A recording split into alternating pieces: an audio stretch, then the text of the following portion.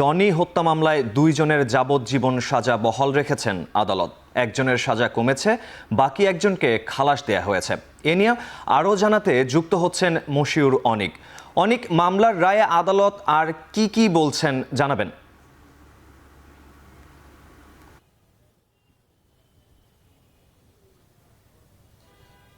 মামলার রায়ে কি বলছেন সে বিষয়ে বলার আগে একটু জানিয়ে রাখা দরকার যে আসলে 2014 সালে সেই সময়কার যেই মামলা এবং হত্যা মামলা, পুলিশি হেফাজতে হত্যা মামলা, তার কিন্তু একটা চূড়ান্ত পরিণতির জন্য অপেক্ষা করছিল পুরো জাতি।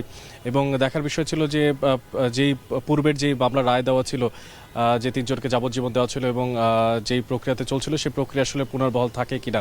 কিন্তু শেষমেশ আমরা জানতে পেরেছি যে আজকে গতকালকেও কিন্তু রায়ের জন্য একটা নির্ধারিত দিন ধার্য ছিল এবং সারাদিন সেই রায়ের যে পৃষ্ঠা, যেখানে 24 জন সাক্ষীর কথা সেখানে উল্লেখ করা হয় এবং 24 জন সাক্ষী, তারা যে সাক্ষী ব্যক্ত করেছেন সেই সমস্ত সাক্ষীর প্রমাণাদিগুলো কিন্তু সেখানে উল্লেখ করা হয় এবং পরবর্তীতে রায়ের একেবারে শেষ দিনে এসে শেষ সময় রায় দেওয়া সম্ভব হয়নি, যেটির দিন আজকে ধার্য ছিল। এবং সকাল থেকেই নিহত জনির যে পরিবারের সদস্যরা তারা কিন্তু উপস্থিত ছিলেন আদালত প্রাঙ্গণে এবং তারা অধীর আগ্রহ অপেক্ষা করছিলেন। এবং শেষমেশ রায় যেটা আসে সেখান থেকে জানা যায় যে সেই সময়কার যে ঘটনাটা ঘটেছিল, তৎকালীন পল্লবী থানার যিনি এসআই দায়িত্ব পালন করছিলেন জাহিদুর রহমান এবং এএসআই রাশিদুল, তাদের দুজনের যেই যাবজ্জীবন কারাদণ্ড ছিল সেই যাবজ্জীবন কারাদণ্ড কিন্তু বহাল রাখা হয়েছে। যার ভিতরে একটু জানিয়ে রাখতে চাই যে জাহিদ, তিনি কিন্তু গ্রেফতার হলেও কিন্তু পলাতক রয়েছেন এখনও এসআই রাশিদুল। এবং এছাড়াও কিন্তু আরও যে বাকি 2 জনের নাম ছিল তাদের মধ্যে একজনকে 10 বছরের কারাদণ্ড দেওয়া হয় এবং বাকি যিনি রাসেল ছিলেন আরেকজন, তাকে 2 বছর খালাস দেওয়া হয় এই মামলা থেকে।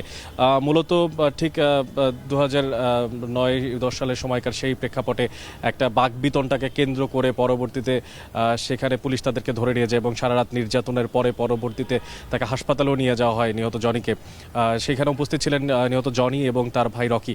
কিন্তু পরবর্তীতে তাদের হাসপাতালে নিয়ে গেল, তাদেরকে সেখানে ভর্তি করা হয় না, তাদেরকে আবারও আদালত থানাতে ফিরিয়ে নিয়ে আসা হয় এবং অমানবিক একটা পরিবেশে কিন্তু তিনি মারা যান। এবং এই রায়ের মাধ্যমে আসলে বিচার বিভাগীয় যে প্রেক্ষাপট, সেই প্রেক্ষাপটে কিন্তু একটা আমূল বলা যায় যে একটা ছাপ রেখে গেছে ঐতিহাসিকভাবে, বিশেষ করে ডিএলআর, বিএলডি, সেই সমস্ত জায়গাতেও কিন্তু এই রায়টা পরবর্তীতে একটা রেফারেন্স হিসেবে ব্যবহার হবে।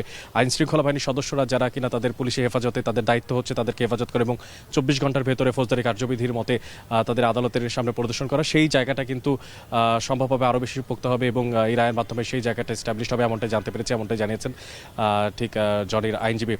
তো মাহফুজ, এই ছিল এখন পর্যন্ত এই রায়ের সবশেষ এবং পরবর্তীতে কোনো সিদ্ধান্ত যদি জানানো হয় বিশেষ করে ট্রাইব্যুনাল এবং অন্যান্য প্রেক্ষাপট থেকে, তাহলে সেগুলো আপনাদেরকে জানিয়ে দেব নিশ্চয়ই। আন্তর্জাতিক অপরাধ ট্রাইব্যুনাল থেকে সরাসরি যুক্ত ছিলেন সহকর্মী মশিউর অনিক।